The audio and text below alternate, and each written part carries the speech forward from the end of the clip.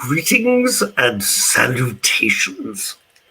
It's just me today with a very, very, very special guest, which I know loads of you have been commenting saying, we can't wait to see her.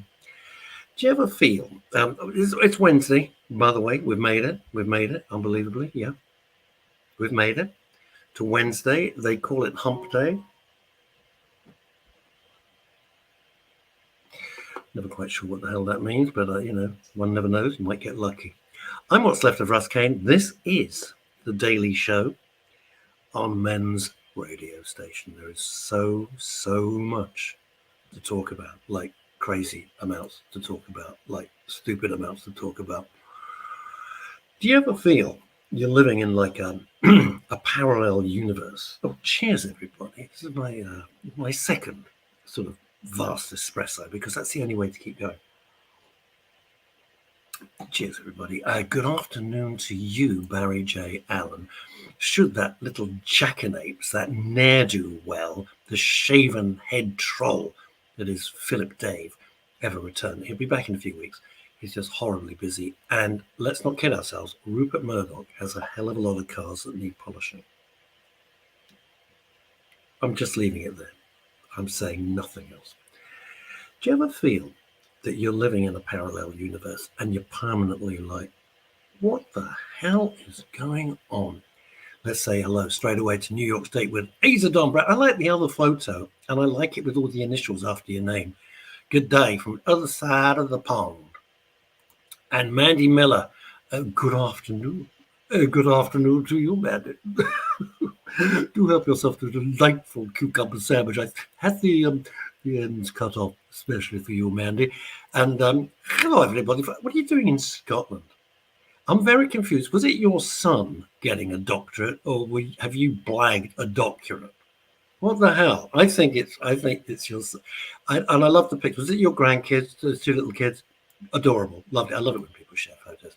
Mandy Miller live from Worcester Park at the 3:30 there. Her Majesty the Queen looking a little bit skittish as she goes into the stalls.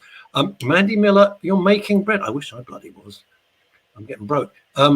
This is wonderful. Luke Newman, good afternoon. For Men to Talk, CIC is through. Oh, well done. That means a community interest company, which is what Men's Radio and Women's Radio are. 100 meetings now planned for 2002. And I get paid. Sorry, you've lost me. There's a word there. I can't read. I get paid. No, you've lost me, mate. I get paid. No, I don't know what that word means. For the work that I do now. So you just put on a silly hat and you blagged it, Sen Munro. It's graceful. It's lovely when kids do well. It's one of my great choices. Robert Van Buren. Put your hands in the air. Robert Van Buren. Hi, Russ. Hi, Robert. Who's actually a clockmaker. Sorry, I got funding, though. You're using these words. I don't know what they mean. First of all, in the last post you said paid. I don't know what that word means. And now you're using the word funding. No, don't understand. No, funding. You've lost me completely now. Right, now what I was going to say to you, gang, is this.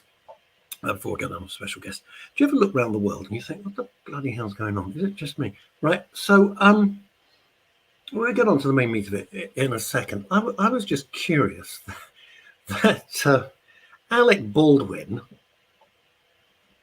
not the face, Alec Baldwin, they've announced that they're having another baby. So I guess it's not shooting blanks. Thank you. I'm here all week. Why, it's like, why?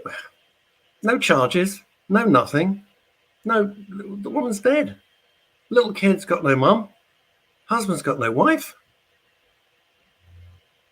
Hey, but do a big press announcement that you're having a baby.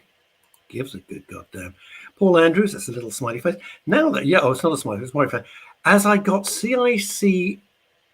I got funding from the NHS to support mental health. Well, this is what I've been banging on about. There you go. Paul Claridge, who I owe you a big one, Paul, but I'm going to say why. Good afternoon, everybody, from an award-winning poet in gloomy East Croydon. Well, even in blazing sunshine, East Croydon, my friend, is still gloomy. And that's it. Right. I want to read something to you, everybody. Let me just have a sip of this rather fine and confident. Here's the thing. I want to read this to you. And I've got permission to do it. I did ask. I asked. And this is from a Facebook friend of mine. It's nobody I've ever met. But she's very funny. Normally, she's very funny and takes the piss out of herself regularly.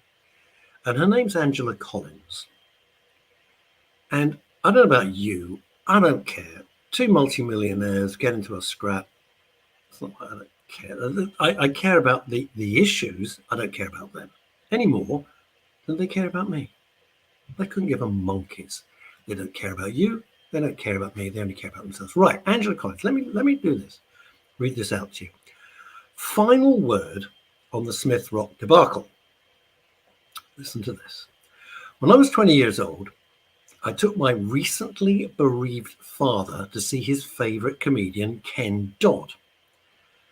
And I managed to bag 2 front row tickets. Halfway through the 90-hour set, we've been to a Ken Dodd show, don't plan anything for the next 3 days. Halfway through the 90-hour set, Ken decides to turn his jokes onto us. Now remember, she's there with her dad. Her dad's just lost his wife.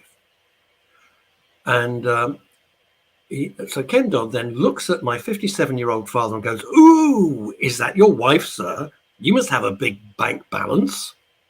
Cue audience hysteria. Ken Dodd continues to look at her. "Do you scrub his back in the bath?" "Bet you're good with a loofah," does ridiculous teeth and hand gesture. At this point, says Angela Collins, I'm crimson and half cry and I half squeak. And she says, "Here's my dad." Ken Dodd retorts, "That's what they all say, love." National treasure. Cue more audience hysteria. Now, I'm now giving Doddy the Jada Pinkett stare. I spent the rest of the show embarrassed and fuming. Every toilet break, because Ken Dodd's show used to go on forever, people were sniggering at us. I didn't jump on the stage and hit him.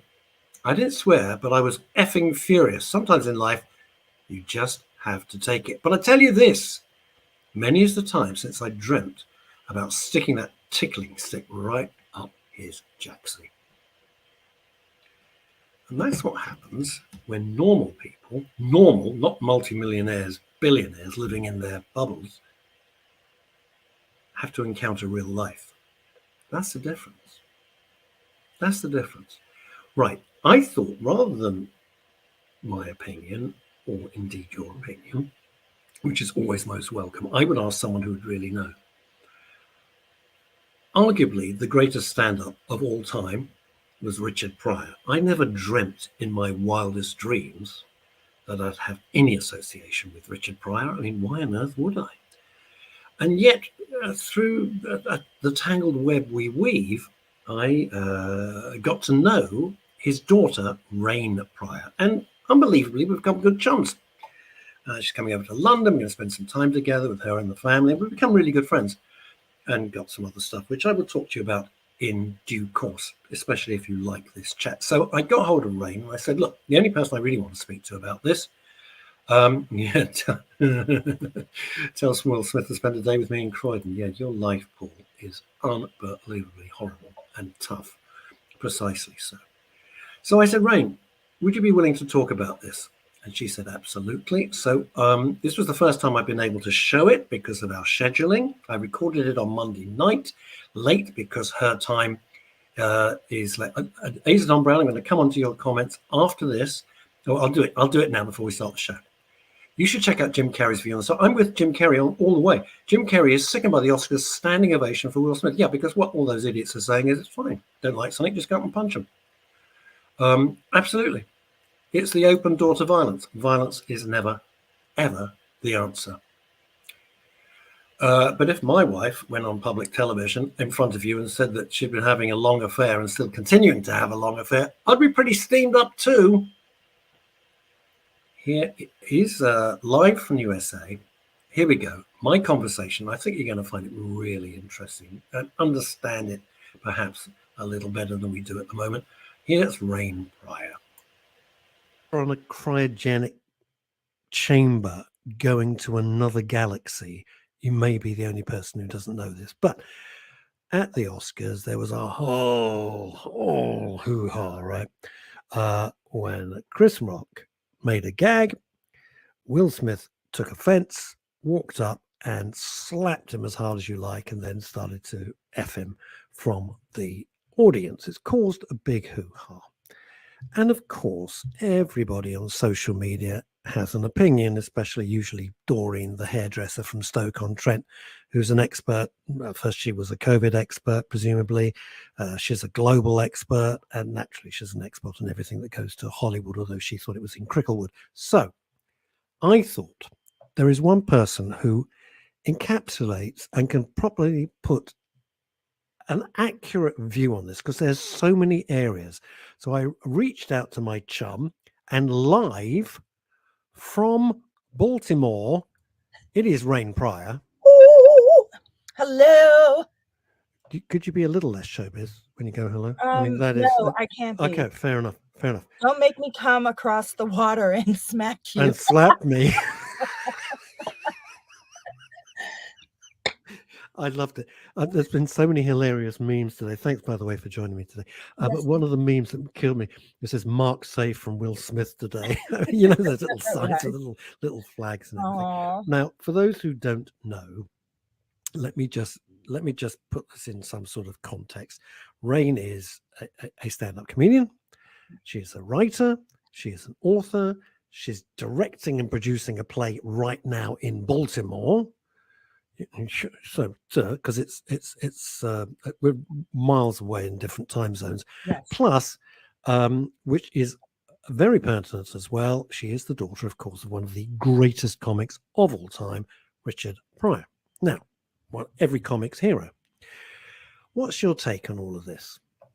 My take on all of this is that there is stuff that is going on in Will Smith's life that is personal, that is pent up anger and rage.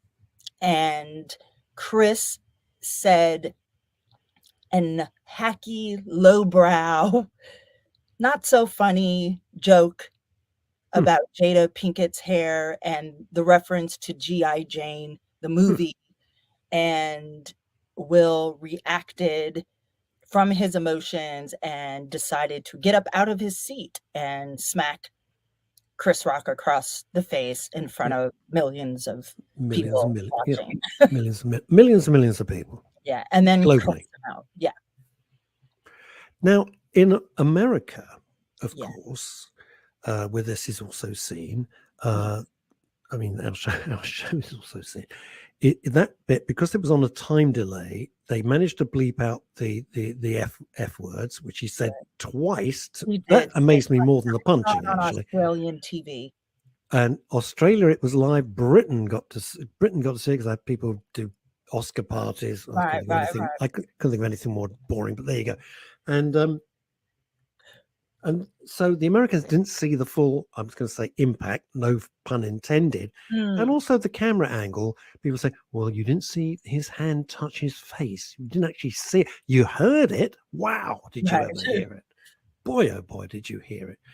Let's get into this, because there's so much things that I want to talk to you about. There are so much. It's a million. Now, your dad dealt with incredibly touchy, sensitive issues. Yes. Did people ever come up on the stage and people would heckle, because I've seen all the all the footage, of course, but I don't remember him being physically attacked. Well, my dad also didn't insult anybody in his stand-up. Not saying that is an excuse for anyone to get up on stage. I have had hecklers when I was doing stand-up and they didn't find what I was saying funny, hop up on the stage, and then security pulled them off. And I've watched other comedians have brawls and fights of this nature. This isn't new, but it's new for the Oscar. Yes, it's you see over here. I just want to add this, because a lot of people are speaking to me today about, they said, well, in a pub, This is how the logic goes in Britain, right? But it Bear, is. It's bear pub with me. In a behavior. pub, somebody slagged off my wife. I'd go about. I go, well, yeah. If you're in a pub, maybe there's Right. 20 people there, not hundreds of millions of Right. And you're people. probably already been drinking, You're boozed up. Of course you are. You but know, you probably had 28 pints or something, as per right, but usual. you know what, Russ, what I saw from Will Smith and what I saw in his speech that he gave, because he did win the Oscar after, Yeah. what I saw was a man that has felt betrayed and hurt by the industry, a man who has felt betrayed and hurt as a Black man in the industry, not only by his wife, publicly humiliating him about the infidelity and all that kind of stuff. Yeah, I mean, what's that about? Hold on. But Okay. so within that speech he gave, I saw a hurt, damaged, remorseful after the fact of what he did, realized he acted on impulse, and was going to have to eat that Yep. mistake. And that's what he's doing today. I would not want to be Will Smith and Jada Pinkett waking up today with I the wanna be that too. barrage of assumptions, opinions, Yeah. sides, yeah. Can I slice that up, as you would Please, say, yes. dice it and slice it a little Slice bit it here? and slice Okay, it. it's this. So you began by saying he feels betrayed as a Black man. Now, for Mhm. me, just as a cinema going, Yes. wearing my punter's hat, Punch. he's like one of the biggest stars on the planet. Yes. So what's the beef? The beef is, as an entertainer in general, and I know from my own experience, as an entertainer in general, you are taught to withhold your feelings and emotions. You're supposed to let everything roll off your back. The publicity about Jada, he never really spoke on it until one day she put him on Table Talk, and if you see in his face, he has hurt and pain in his face when he talks about it. However, he diminishes it, he dismisses it, he kind of, makes it more about him and his behavior. So what I see in this is someone who kept pushing it down because that's what the industry tells you to do. Yeah. And at the same time, he just did a movie about legacy and a father's rage and a father's passion to keep the legacy pure and to protect his children. And I think, as any person, that's why Will took on this project, because he related to the idea of, I need to protect. But what happened is, again, without dealing with all those feelings that you've been pushing down and pushing down and pushing down, and Chris Rock makes a cheap joke, there was a reaction. And what's funny is people go, but Will Smith was laughing. I thought he was. So I'll tell you something about that, because I've seen that far too many times. I even saw it with my own dad. Okay. There is a quiet rage laughter that people have, which is like, I'm going to laugh this off. All right. But inside you're saying a bad word. So I feel like that's what was happening. He was like, all right. And then when he saw Jada's face, she touched him, I think he knew, oh, this has now gone even further. It was like, I'm already pissed, but I'm gonna laugh because the camera's on me. Oh shit, my wife's upset.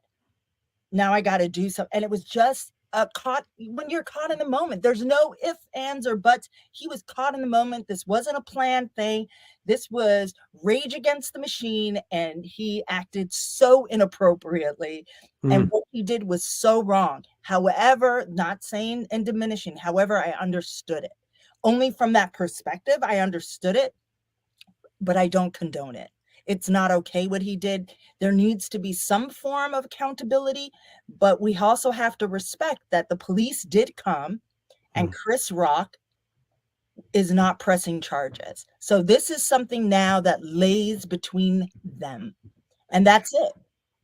All right. I'd like to dig a little further. Now, for people who don't know, because we don't get a lot of the shows that you're mentioning, Right. He's sitting at this is like a round table kind of chat show thing. Yes. And she suddenly says, "What I kind of know, but tell everybody what it is."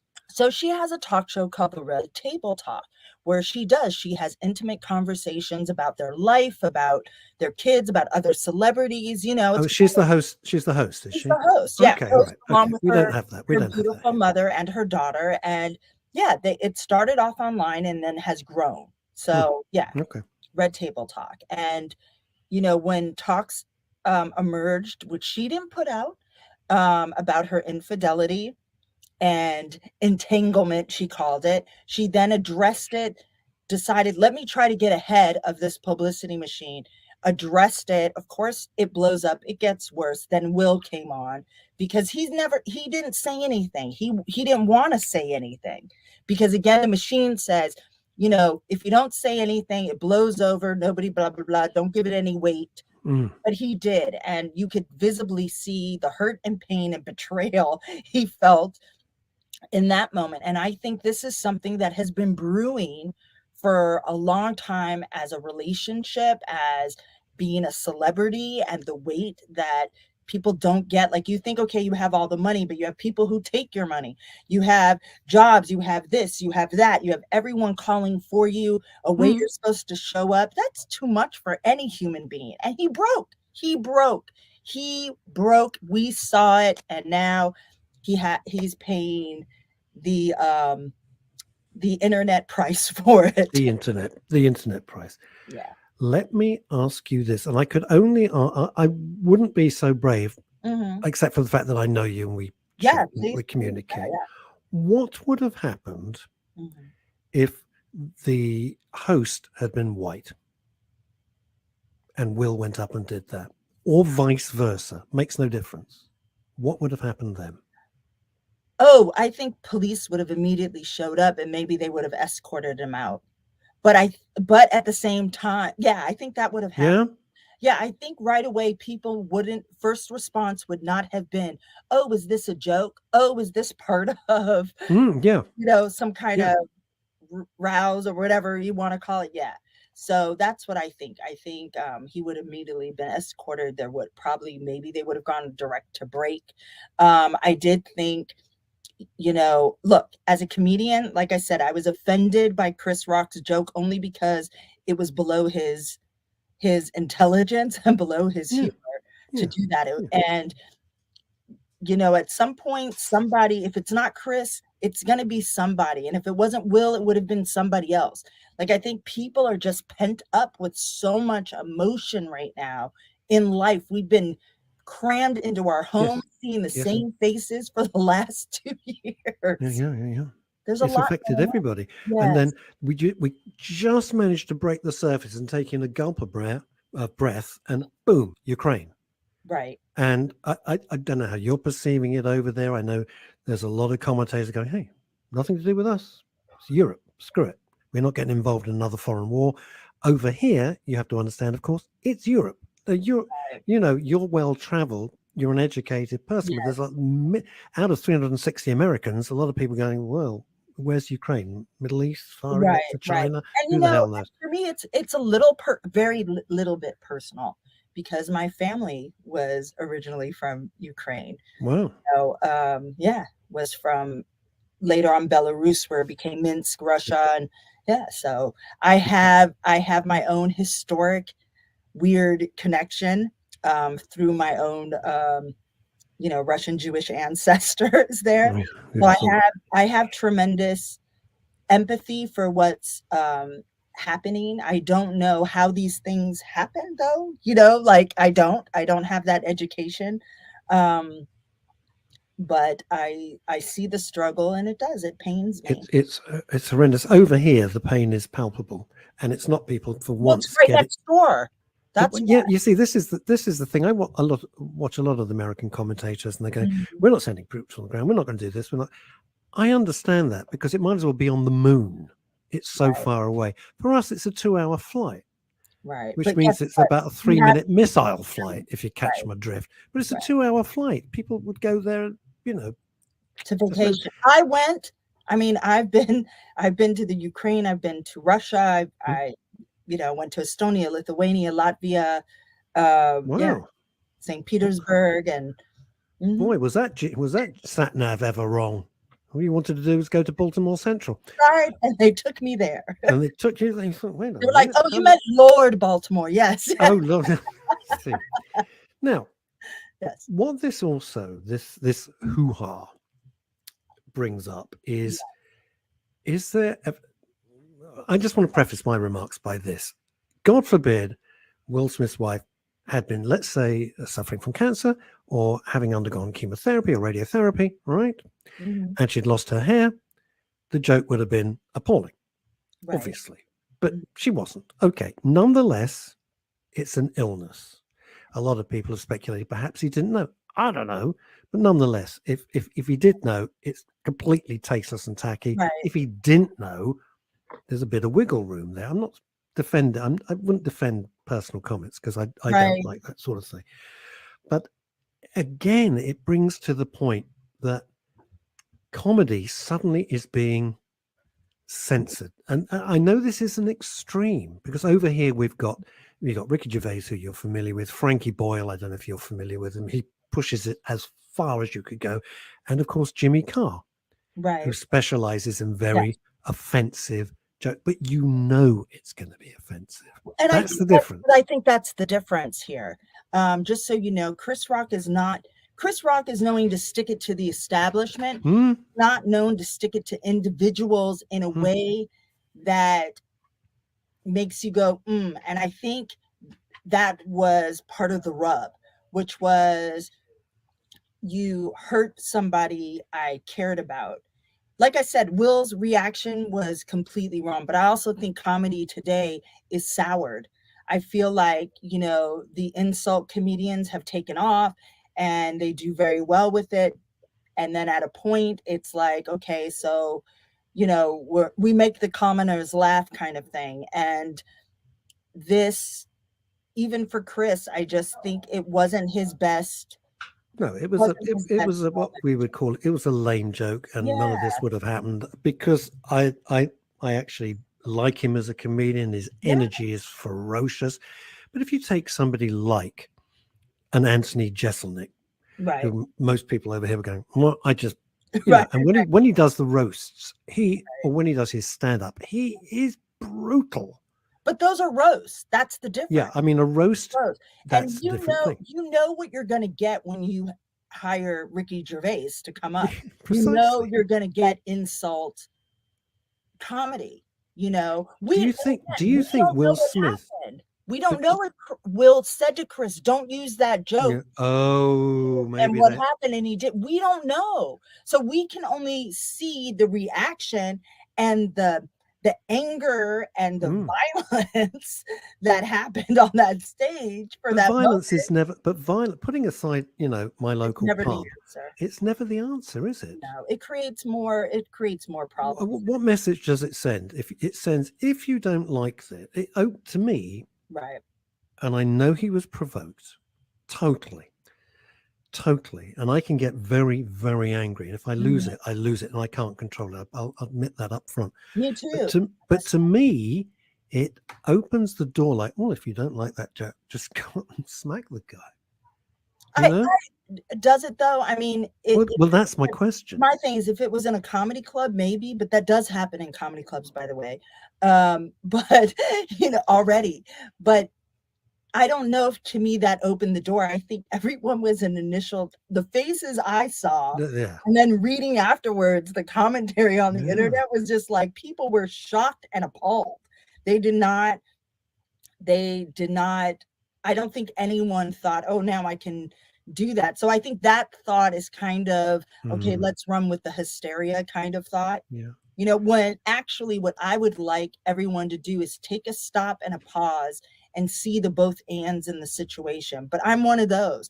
I see the both ands. I see Chris Rock's perspective. I see the audience perspective, and I see Will's perspective, and this idea that we bring up of this toxic masculinity as though he did something wrong to me is everyone else's trigger with their own issues about abuse. God damn.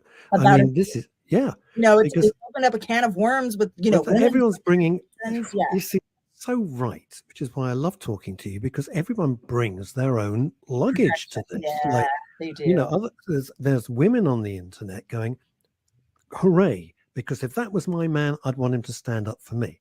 All right. Right. And then there's People are saying that, and other people are saying and women are saying, forgive me, women are saying, dear God, I'd be so embarrassed. I don't need that. I could go up and talk to him afterwards. I don't need you to go up and slap somebody listen, in front of I'm a million one of people. those women. I don't want you to do that for me. I don't want you to get in and fight because I find that embarrassing.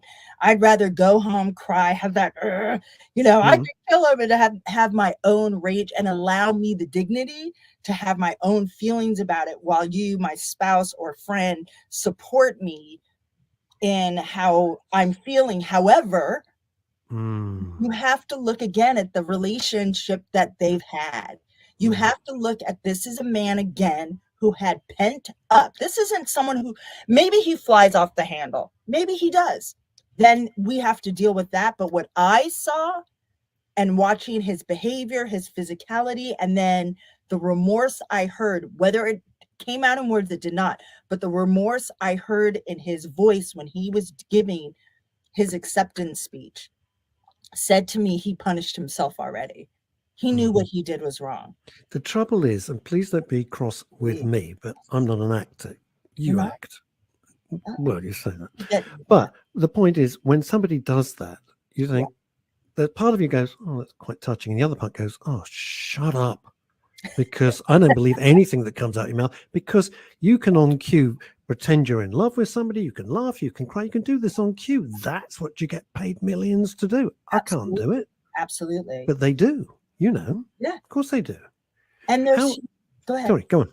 No, please. You. I was going to say, so if you were in a situation, I'm going to get slightly personal Oh, please. with your husband, who I'm hugely looking forward to meeting soon, well, in a Yes. couple of months, right? Yeah. If you were in a private situation Yes. and somebody was being obnoxious to you, I don't know what it is, doesn't really matter. It's irrelevant what it was.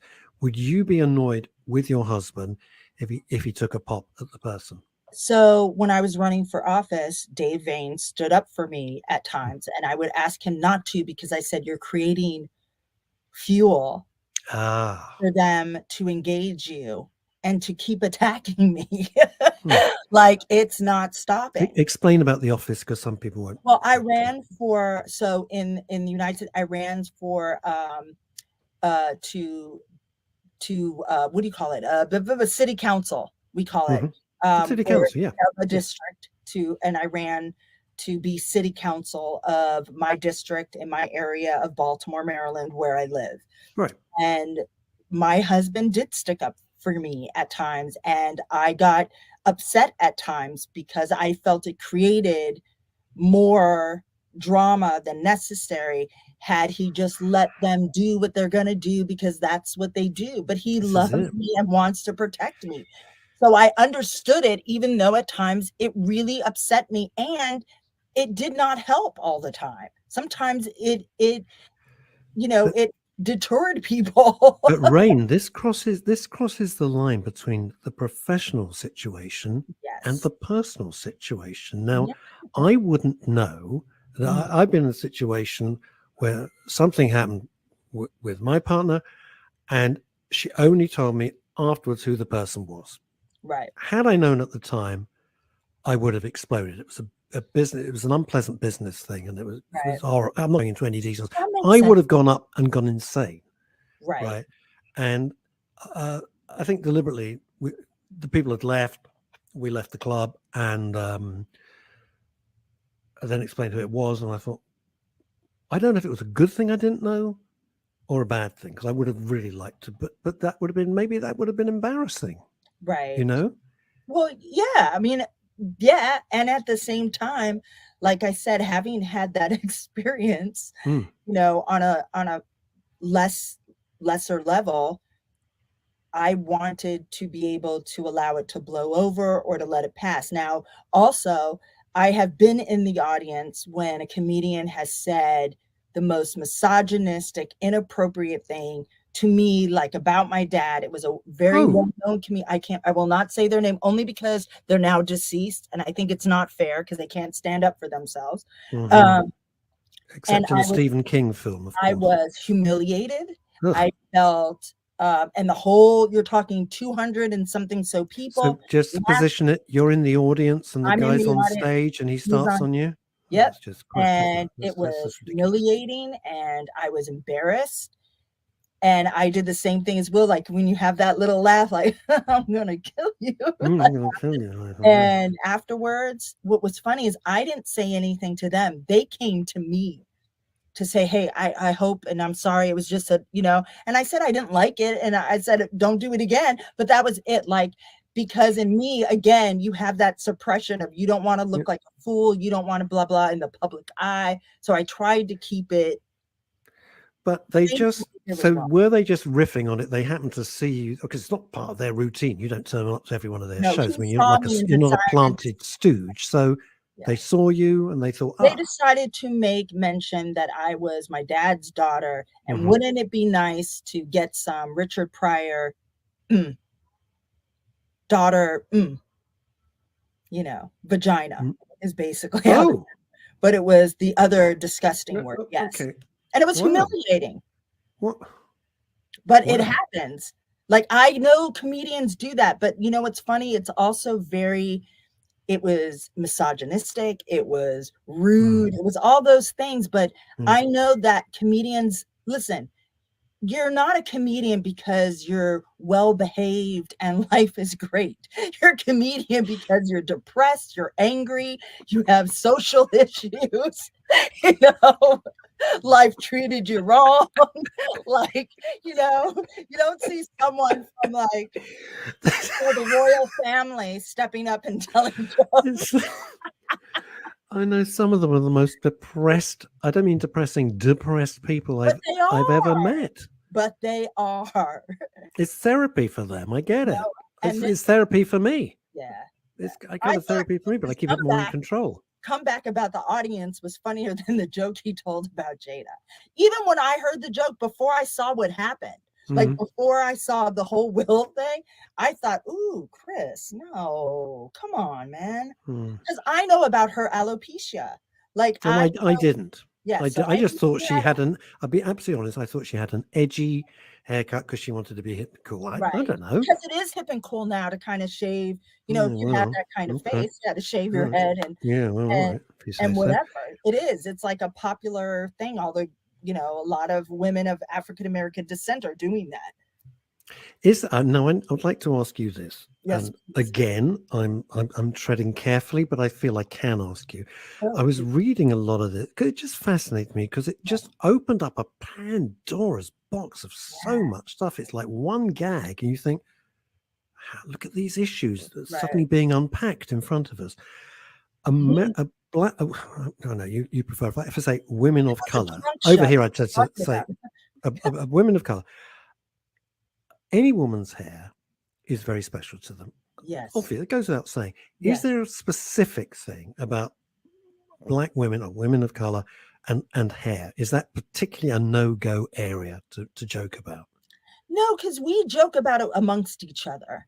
It's conversations we had. But the thing is, historically, just now in the United States, we have a new law called the Crown Law, which Crown Law? Called Crown Law, because women, black women, and people of color women refer to their hair as being a crown, right? We can wear it in braids, we can wear it straight, we can wear it curly, we can wear it as a fro, we can dye it, twist it, wear wigs, not wear wigs, whatever it is, extensions, name it. So there was a law that recently passed called the Crown Act Law, which prevents businesses and people from discriminating against black women's hair and black men's hair. That because there are times you've lost me completely. Right. How would that affect the business? Me as an actress coming up in the 80s and 90s, especially in the 90s into the early 2000s, I was literally told if you straighten your hair, you'd get more work than if you wear it curly. Nobody wants to see that mess, which for us here in the States is a very derogatory way to talk to a Okay. Black woman.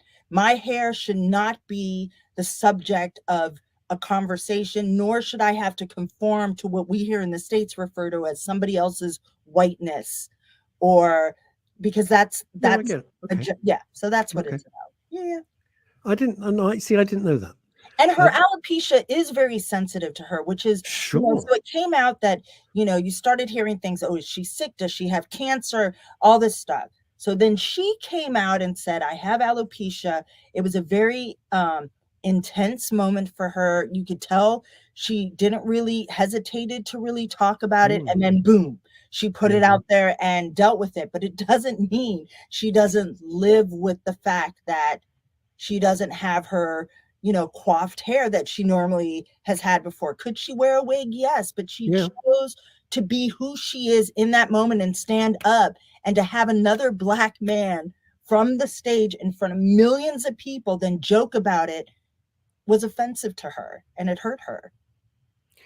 I'm going to put my hands in the hornet's nest here. Oh, go ahead. But again, be careful, they sting. Having two Black men do this has been a boon to people who would find that a boon, and set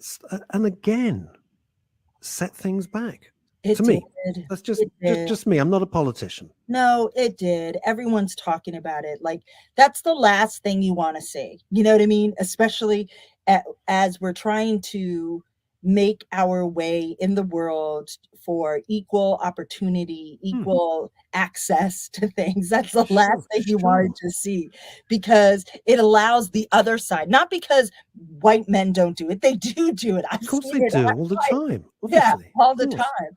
However, in this situation, and what's so funny is, though it wasn't the Oscars, but on film, you have Hayden Panettiere and her boyfriend getting in a brawl. Oh, I think at a shopping mall in California or something like that. She's about 3 foot tall. Right? TMZ. Tiny. She's like this. Right. But it's like, but this was the Oscars. And so it, and it was, Hollywood's grand night, and, Hollywood people and our privilege and access to money. We're not supposed to behave this way. But you know what else it leads to? And I hope you're right for time for the sec, but because I know you've got a show and everything to do. But it also leads to the fact there is a resentment amongst ordinary folks who are sick and tired of being lectured by Hollywood people who, especially about, let's just say, climate, pick anything you like, doesn't matter, climate change. How have you got there? Well, they flew in on a private jet. How do you think they got there? What do you think they took? Ryanair, for Christ's sake? They flew in on a private jet, got in a limo, then for the last 2 blocks got out of a Prius. Right. Or a Tesla. That's how it works. We all know. So let's not be hypocritical about it. But this is another thing of like, we don't really need to be lectured by you. Thank you. People who think like you don't want to be what do you call it? Oh my God. Lectured. Thank you. Lectured. Yeah. Lectured by elitists. Nobody wants that, because how do you understand? But what I think people forget is many actors were common people. Yes.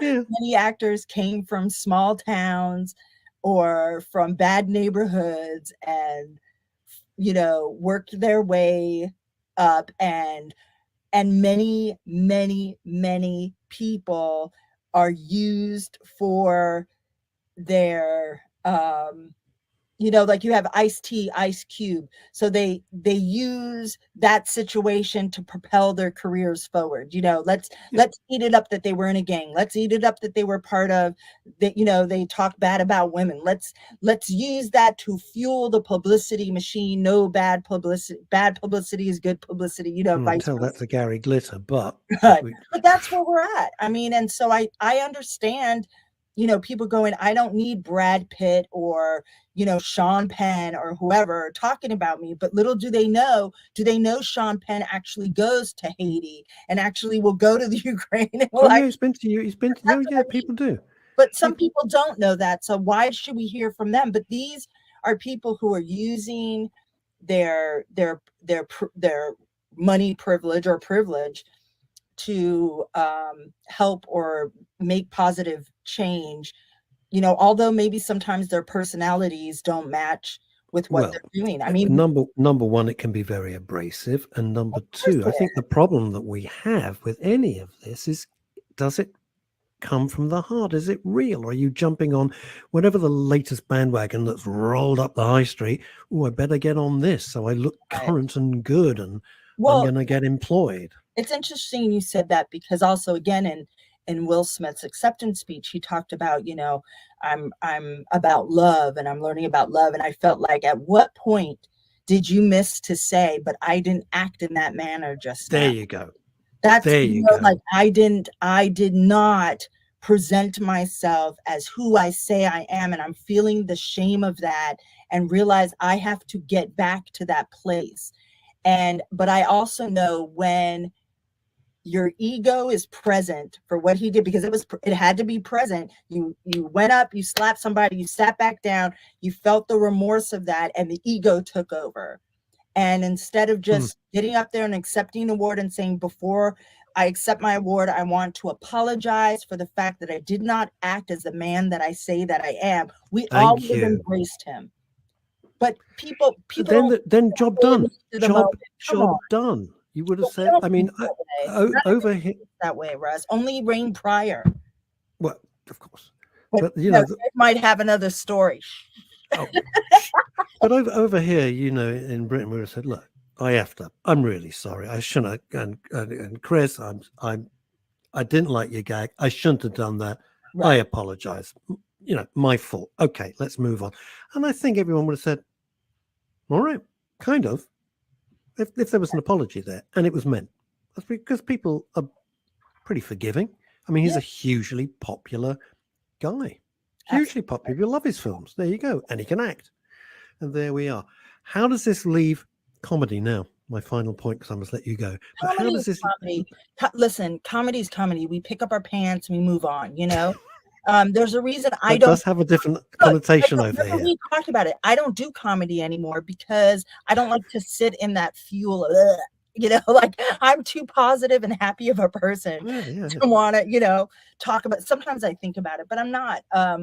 When you say pants, you do mean trousers, of course. Sure, trousers, whatever you call pants. Well, no, because otherwise we're talking about you pick up your underwear, which makes you think, well, why was your underwear down in the first place? Oh my God! That's how we think over here. Trousers, yes, I'm going to pick up my trousers. Yes, I'm going to pick up my trousers and keep moving. There we go. Well, that makes more sense because it doesn't have any other connotations. All of it will, and Chris Rock will make his comeback, and once this guy's over, Will's fine. Like everyone just needs to chill out and stop looking for someone to scapegoat for whatever agenda they have. Like people make mistakes. He didn't kill a guy. He didn't rob a guy. Nobody died.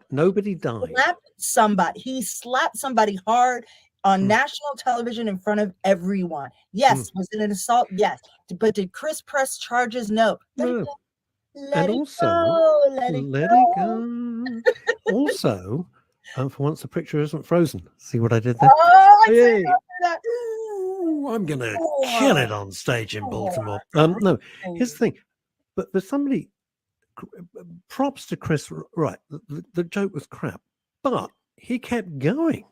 He did, because what else is he going to do on live stage? Like he had a choice. I'm either going to fight somebody who's really angry, and I don't know where that came from, because I could tell in Chris's face, like, what the hell just happened? What just happened to me? Because whoa. But then you can hear someone in his ear, because he said, okay, because you could see it if you know. And then he made another joke that boom, and now they're back into, the show kind of thing. I think, however, once I saw that, I would have cut to commercial or something else. Like that's just me as an editor and director. Well, here we go, because at the moment you're producing and directing a play in Baltimore, which I know is on tonight. Yeah. And next week you'll be producing and directing the Oscar show. Right. That's the way I see it. Of course. Thank you. Please. That's my pleasure. You get my vote and all of that. Right. It's been fantastic. I know I've got to let you go because you have theater. Tell us about the play. Go on. I directed this great show in Frederick, Maryland called Becky's New Car, and it's about a middle-aged woman going through a midlife crisis who has an affair and her husband knows about it, and how it all comes together at the end, and they stay together as a couple, and it's Oh, you spoiled it's, it now. We didn't it's know hilarious. that. It's great. Spoiler alert.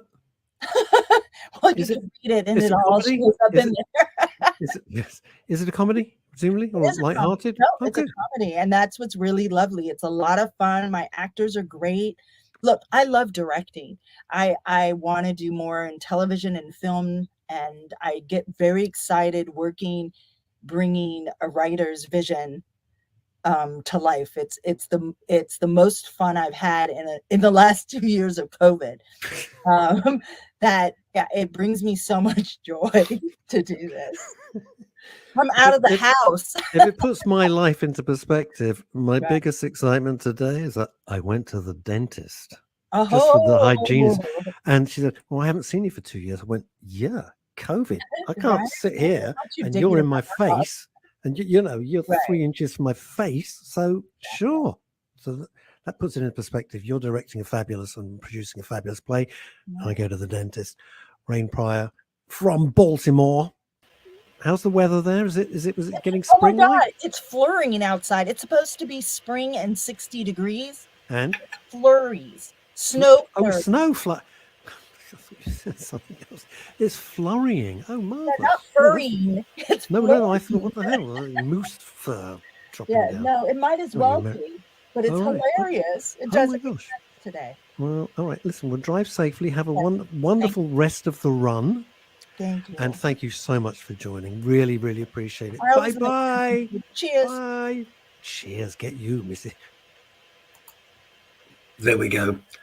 Rain Pryor. I've got so many lovely messages, private messages. Thank you so much. People really seem to enjoy that. If you did, I may have some news for you.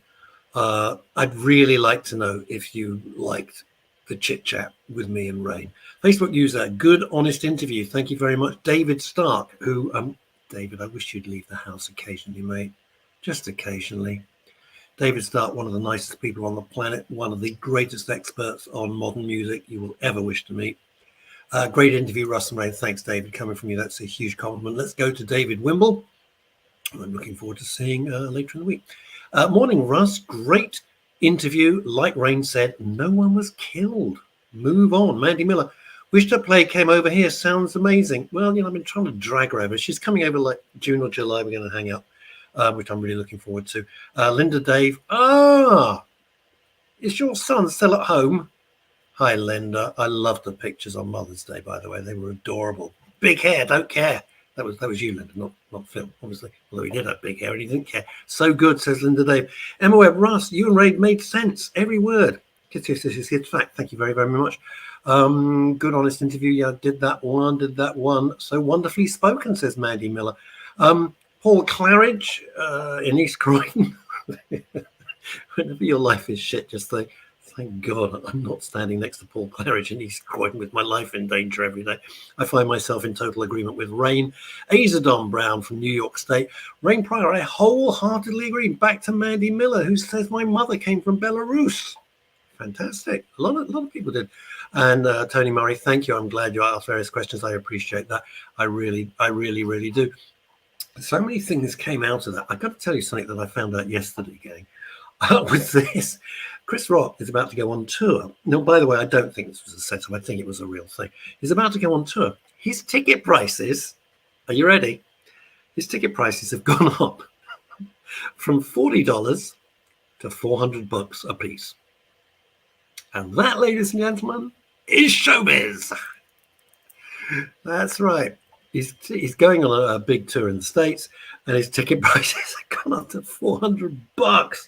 Wowza. Now, talking of alopecia, there's other things. One of my dearest friends, one of the finest musicians and musical arrangers, did the music for Titanic and so many other things. John Altman, not the guy that I was in Panzo with Jeff Stevenson, not Al Omar John. I don't mean EastEnders John Altman. The other John Altman. Although it's hilarious when the two of them go out for lunch and they both put their credit cards down. It says John Altman, and the person trying to take the bill goes, "I only need one credit card." No, you got to take them both. "Well, I only need the one." "No, you got to take them both." It's genius. And they're both lovely. But John Altman's going to come on on one of the shows. I was chatting to him last night and talk about alopecia and stuff like that, etc. David Wimble on Down on the Coast. Want to see that? Oh, yeah, baby. Chris Rocky comes to the UK in May or June. It'll be the O2 or something like that. He is a very good comedian. I'm sorry. His energy is just absolutely fantastic. So we're going to get John Altman on talking about alopecia. You know, it just came out of nowhere. He lost everything. No eyebrows, no nothing. And you can take the piss out of John mercilessly. He really wouldn't care. The world's nicest man. There were so many things that came out of that chit chat. I really do want to know if you enjoyed it, by the way.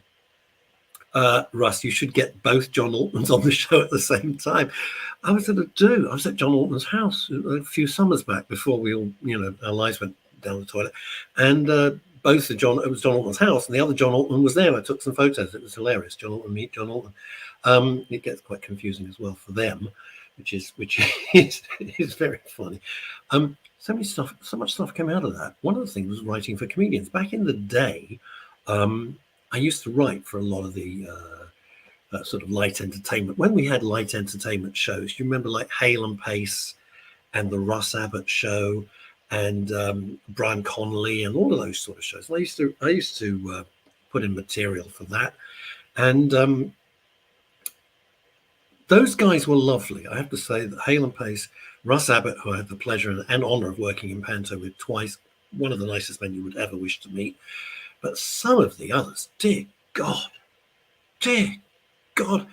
I have never met such depressed people whose job it was to make us, the public, laugh. And I stopped because it was such an arseache. I'll be honest with you, it was an absolute arseache to write for these people because they were so depressed. Well, I don't really get the joke. It's a joke. What part of the joke are you not getting that? And all that sort of stuff. You know, I'm not saying that my jokes were brilliant or my sketches were fantastic. I'm saying that the process. So I went back to corporate writing, which I found lots more fun. Isn't that strange? Paul Claridge coming back with another great suggestion. Get Russell Kane, that's the comedian, not me, to co-host that show with you. Can you imagine? 2 Russell Kanes and 2 John Altmans. And everyone thought, oh, I'm mescaline. I don't know. I ate the wrong mushrooms.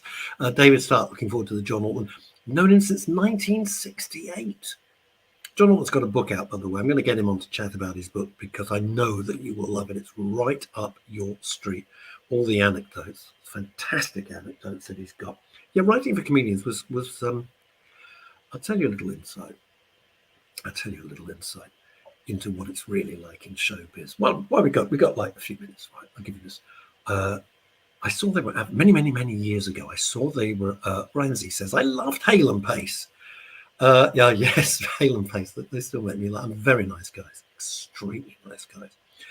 And then suddenly you're out of fashion. Boom, finished. Goodbye. That's it. 1 minute they're cutting edge. I got them their very first corporate gig, which I wrote. It was for an asthma product, and I had to really push hard for it. No one had heard of them. I thought they were hilarious. I got them their first gig, which I wrote. And we directed, and it was a huge fun. So this is what it's really like in showbiz. I saw an advert in one of the trade papers many decades ago that Jonathan Ross wanted new writers. He had a company at the time called Television X, not the porn phone. I mean, Television X was the name of the production company. So I was thrilled. Wrote back. They phoned me the next day. Oh, Russ, we've had hundreds of applications. Yours gone to the top of the pile. Thank you. So I had so many meetings and we created all these characters for the Jonathan Ross show. It was great. And we worked really hard. I don't know how many times I was in the production office. This is great. This is fantastic. This is what we're going to do. And developed it. And the producer was a very serious guy. It's time for the launch party. I go to the launch party for the new Jonathan Ross series. Jonathan's got his arm around me, introduces me to everyone in the room. I'm really excited. Russ is going to be writing for the new show. This is Russ Kane. Introduced me to the whole room. Never heard from them again. Never. I wrote, I faxed back in those days, sent letters. That was it. That, ladies and gentlemen, is what we call showbiz. It's not for the faint-hearted. Tell you that. What have we got? Paul Claridge, last comment of the day. I saw a live recording of Hale & Bass TV show, one of the funniest nights ever, and they did their own warm-up to lovely guys. Very, very lovely guys. Ramsey said, I used to see them at the Woolwich tram shed back in the day. I know, everybody has to start from somewhere. I hope you've enjoyed today. I think that the greatest comedians, says Mandy Miller, like Tommy Cooper, Tony Hancock, Dudley Moore, suffered from depression. Comedy was their therapy for them. Amen to that, Mandy Miller. I hope you've enjoyed the show. If you did enjoy the chat between me and Rain, do let me know. You can leave a message on Facebook or send me a tweet at Russell Kane. You know it by now, at Russell Kane. And that'll be great. We'll be back on Friday with the lovely Chantel Rickard. I can say she's lovely because she's lovely. She's a lovely person inside and out. We're doing the film review and all the rest of it. Until then, try and stay safe. Thanks for joining me today. Really appreciate it. Thanks for your company. Bye now.